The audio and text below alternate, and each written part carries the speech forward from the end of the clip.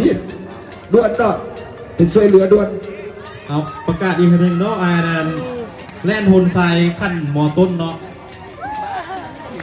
ขันตัวไหวอาจารย์เอ้ยไปเซฟกันเด้ออาจารย์เอ้ยดูนั่น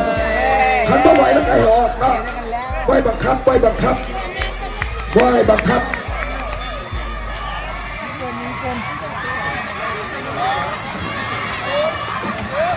อย่าบอกไปเข้าไปไหนเนาะไปเข้าไปเด้อไปเข้าไป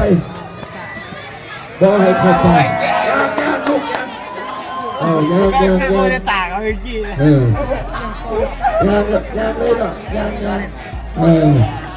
เพื่อสุขภาพย่างด้วยมันหยุดปัดเดียว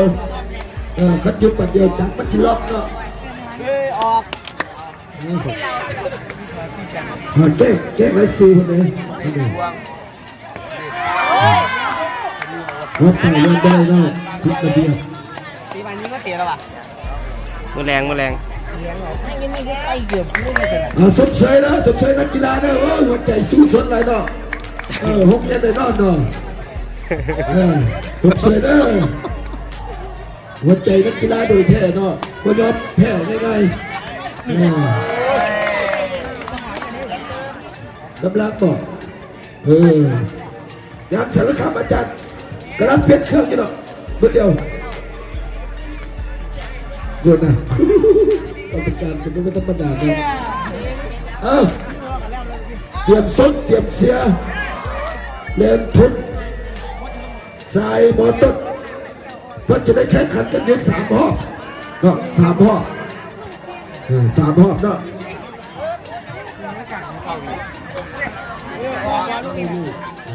การมาด้วยเสื้อสีแดงและเสื้อสีน้ำเงินเนาะมาเรื่อยพอที่2กำลังจะเข้ามาแล้วพอที่2กำลังจะเข้ามาแล้วเลยอีก1 รอบผม2 รอบเลยครับ1 รอบสุดแล้วเนาะรอบที่3กำลังจะเล่นเดินเด้อขันว่าพร้อมก็ออกจากแก๊สขันก็ได้เนาะบ่ฝืนเด้อลูกเด้อสู้มาแล้วเนาะเดี๋ยวอีกครั้งเนาะมาแล้วเสื้อสีฟ้ากับเสื้อสีเหลืองนี่ที่ดวลกันเดี๋ยวนี้เนาะว่าจังไหนเริ่มปิ้งแล้วเล่นสเต็ปแล้วระวังจะแซงได้หรือบ่เนาะจะแซงได้หรือบ่มาเบิ่งกันระวังเสือสีฟ้าและเสือสีเหลืองเอาละดูทีกันนะวันนั้นวงสาบุตรอันนี้เป็นตัวจริงของเพื่อนเนาะของนานาว่าป่ายทะเบียตัวสมองของเพื่อนกับแม่นางกัญญาราชดาบุตรนางมาริสาสินทรนางจันหอมไฟกุศรีเก่งไม่ได้มึงแล้วก็นางหญิงแก้ววัฒนาลัยแล้วก็นางมุกมณีพิมพ์มณฑรหน่อยอันนี้เป็นตัวสมองของเพื่อนส่วนนักตีน้องปลายสีฐานใต้น้ำสุดารัตน์ศรีสนะมือ 1น้ำนีน่ามณีวันมือ 16น้ำมณีสวรรค์อินทจินดามือ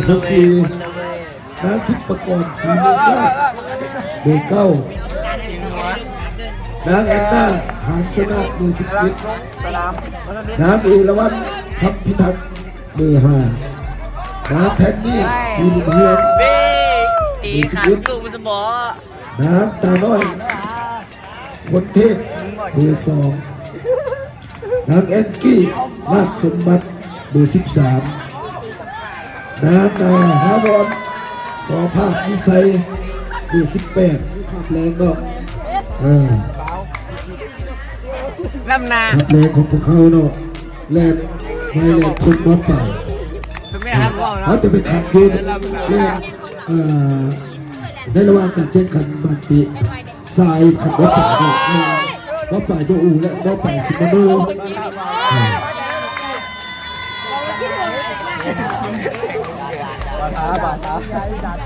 เสีย2เซนเองเนี่ย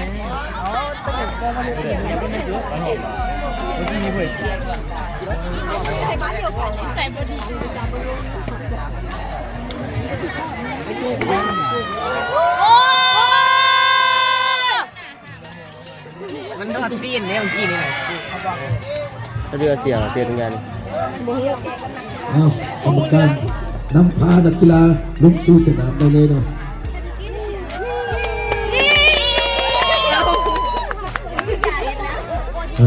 ปัจจุบันโอ้โห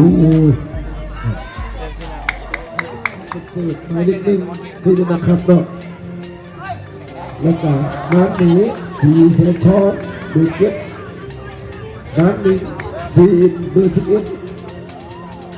น้ำโดนติ้วเบอร์9น้ำแอดดี้สีสว่างเบอร์4น้ำแวววาวพันวงศาเบอร์10น้ำสุวรรณนกสาบุตรเบอร์2อันนี้เป็นของทันเดียวเนาะ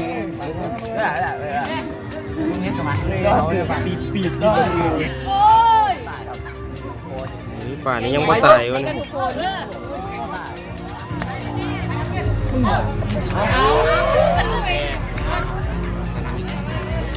โอ้ถ้าตุกมงจิกลงกว่านั้นเบอร์2ก็ไปลากขึ้นมาอีก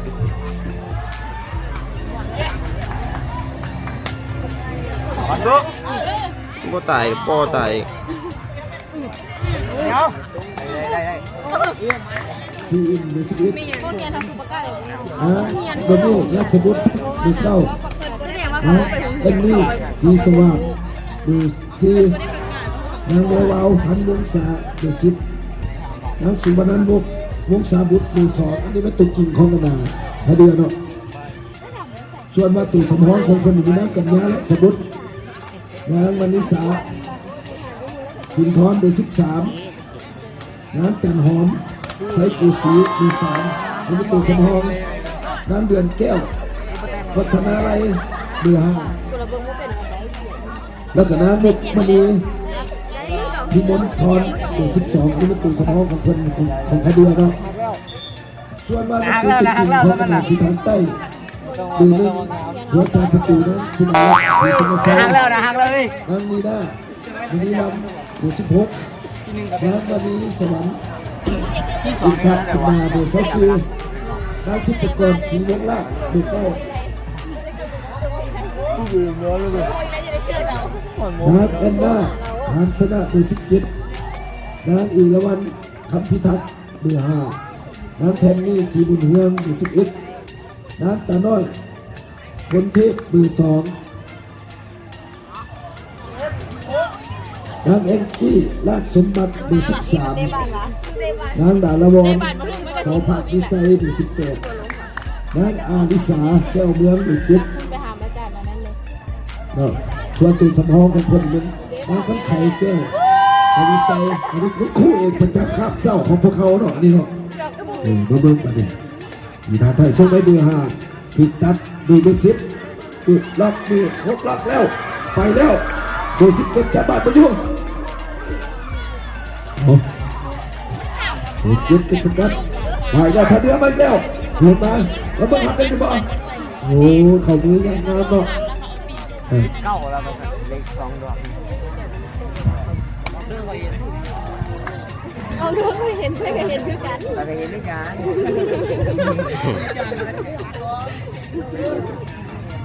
เยอะอะเห็นก้อนเห็นก้อนดูอย่างนี้ได้ถูก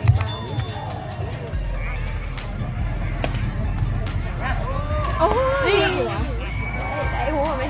เย้เอาเป็นซอยใหญ่โอ้ยเดี๋ยวยังกินเดี๋ยว Run.